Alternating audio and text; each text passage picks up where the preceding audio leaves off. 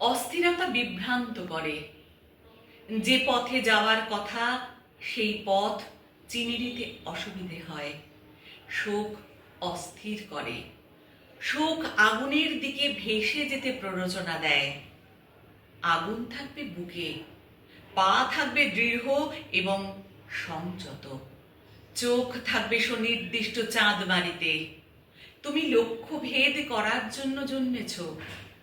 তুমি সাফল্যময় সময়ের অংশীদার হওয়ার জন্য রাস্তায় নেমেছ।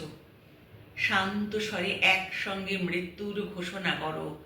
পৃথিবীর কোনো বুলেট কোনো দিন ছুঁতে পারবে না।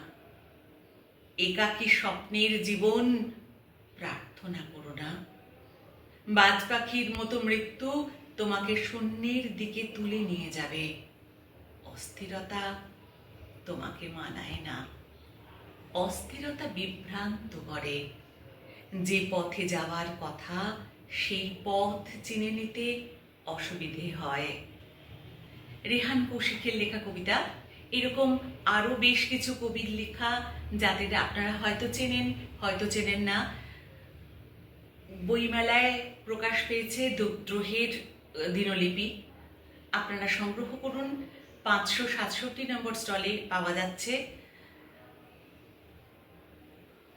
আমরা অপেক্ষায় থাকবো আপনাদের জন্য। অভয়ার ন্যায় বিচার আমাদের একমাত্র লক্ষ্য। নমস্কার, আমি অভয়া মঞ্চ থেকে সমিতা বন্দ্যোপাধ্যায়।